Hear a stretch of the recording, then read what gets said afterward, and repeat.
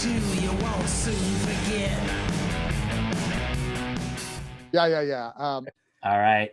Episode 4, season 2 of Club Barnett. Ronnie's Boy. back telling stories. Yep, Ronnie's talking.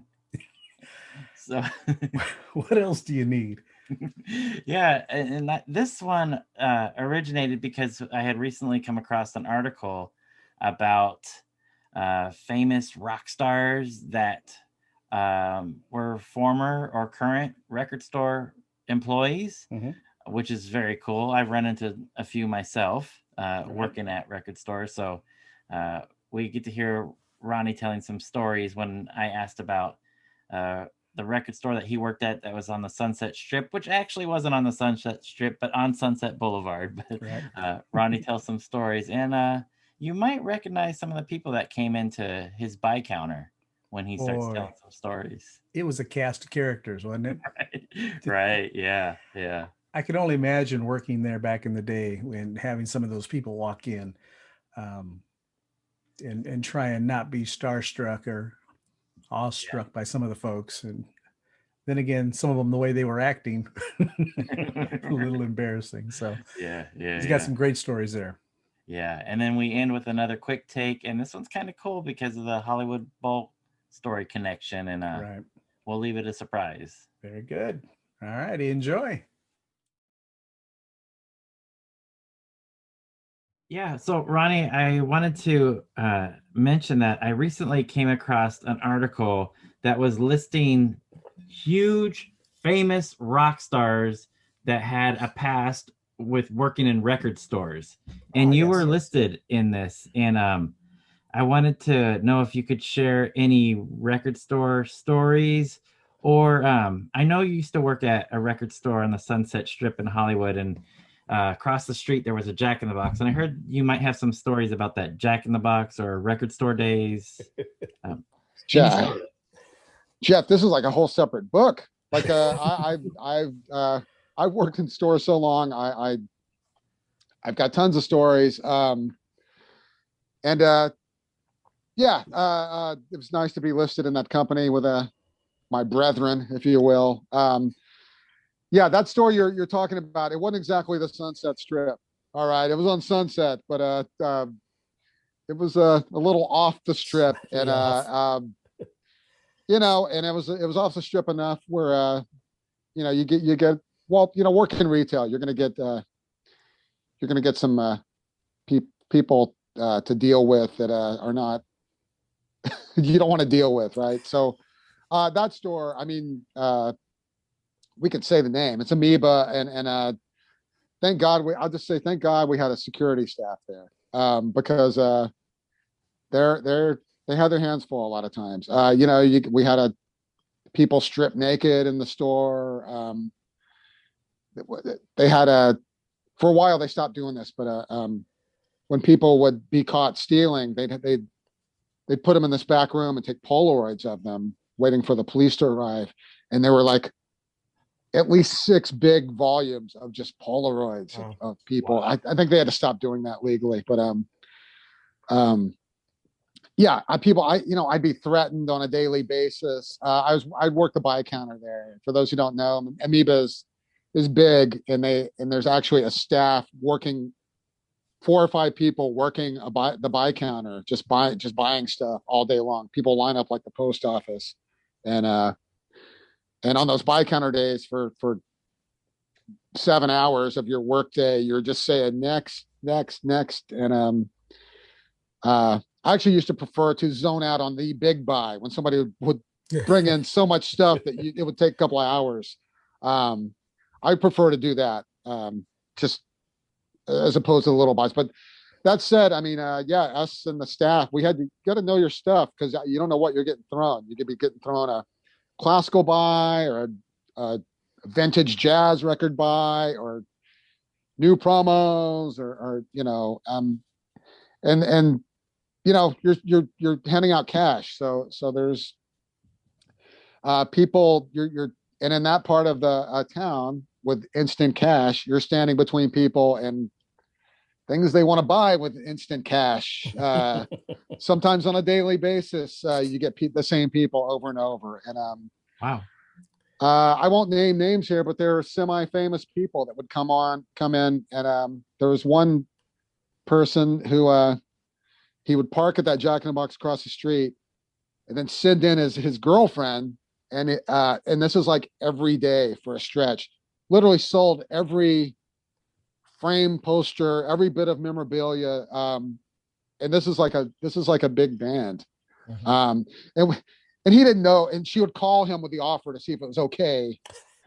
We would see him across the street. It's not like they're not even around the corner. Huh? I wish that Bike Hunter had its own reality show just to get Yes. behind the scenes and what from our perspective and what we would talk about. That's funny. And you know, we'd also take returns to that counter. I mean, we caught Bushwick Bill from the Ghetto Boys trying to scam us. Like, you know what I mean? Like my coworker that said, like, come on, Bill, what are you doing? Like, you know, this is on like returning DVDs, like for like a $5 credit. Like, there, I named a name. I'll tell you guys the other guy off the air. Right. You know, and then famous former child stars would come in and Right. haggle with you over shitty DVDs. Corey Feldman. Yeah, you do this DVD buy, and he'd look at you over the glasses. What do you give me for this one? Yeah. What do you give me for this? Is like a $10 buy, right? and a specific, I can tell you, you'll appreciate this. He's trading in the movie Trick or Treat. He's like, how much you give me for this one? I'm like, you know, at the time, I don't know, $2, whatever. And he's like, this is a classic. It's got Gene Simmons on. I'm like, I agree. It is a classic, but this is the original, you know, edition of it. And it's blah, blah, blah, you know. Yeah, we would be like, look, I did Feldman last time. You're taking him this time. You'd see these people in line, right? You'd be like, you know, see Glenn Danzig in line. Who was cool? Glenn Danzig was awesome to deal with, actually. Wow. Henry Rollins, very, very awesome to deal with. But this, one time, and you guys might feel different. I'm not really an Anthrax fan, but Scott Ian came in and I got him, and I knew who he was. But you know, back then, if somebody has or still, if you got a big buy, we'll let you go shop the store, and we paid you to the counter. And I knew who he was, but I said, like, you want me to page you? What's your name? Yeah. So funny. Yeah. I did Weird Al's buy. He was great. You know, and just there's a lot of stories with that store. I apologize if I told these before, but you know, when you hear those pages in that store, Ronnie Barnett line 1, Ronnie Barnett pick up line 1. Usually I'd pick it up and it'd be a coworker saying, hey, Jimmy Page is shopping the oldies section. Right. And I'd go down and casually stalk Jimmy Page, right? Like, you know, Robert Plant has to use the bathroom, you know, like that kind of stuff. All this stuff happened. Like Morrissey's watching the Pretenders right now play on the stage. I'd go stand behind Morrissey and think like, oh, he's not that tall. I thought he was tall. Maybe it's because of the hair. I don't know.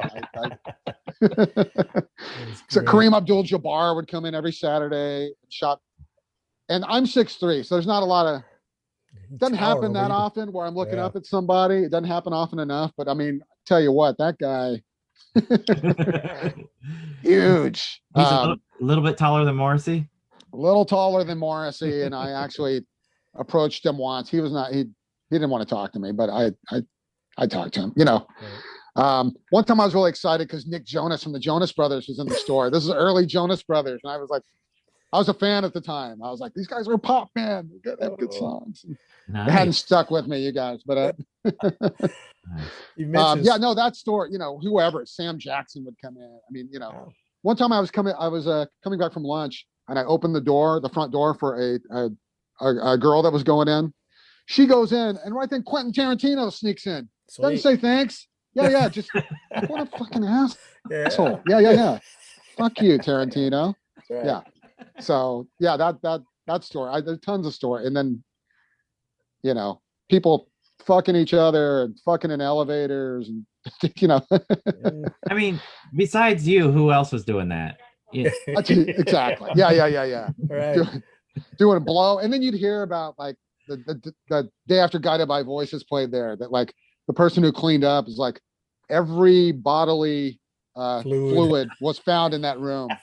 Oh. Yeah, like just like, oh my God. And like what's her name who did the soundtrack for Juno? God, I forgot her name. She Oh. was anyway, she had a baby. She brought her baby. She did it in store. She left the dirty diapers right there on the table, Oh. right next to a trash can. Oh. Nasty. Yeah. I've got I'll a call pet. her out. Yeah. I got a pet peeve about that. I have 11 grandkids and 3 great grandkids. I don't like dirty diapers laying around. No. 11. Yeah. 11, Jeff. I just want to make note that Ronnie Barnett just named several heavy hitters, and his biggest pop was Joe Jonas. Nick Jonas. Nick. Oh, excuse me. Yeah, Nick. I don't even know I don't even know who's who. I don't even. Is there a Joe? I do have a Joe Jonas story about him being called up at the Magic Castle. The week I was actually working a show as an assistant at the castle. My friend who was on the show, John Carney, brought up he has a great character called Mr. Misto, and he needs a volunteer, and he bakes a cupcake in their shoe and stuff. And I'm looking at this guy, I'm like, it's Joe Jonas. He had no idea. He brought up Joe Jonas to volunteer from the crowd. Wow. Good sport. I know, like most stories with me, they lead to other stories, which leads to another story and another one.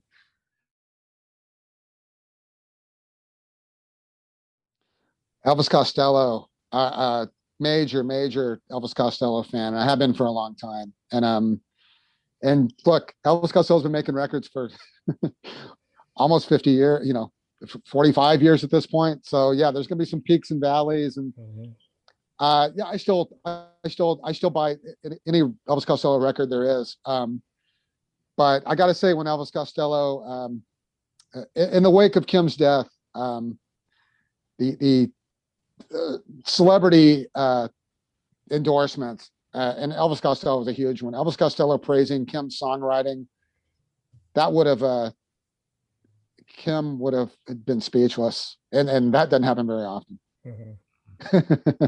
So I don't mean to tie the personal thing, but yeah, love Elvis Costello, one of the best songwriters there ever will be. Very good. Safe to say.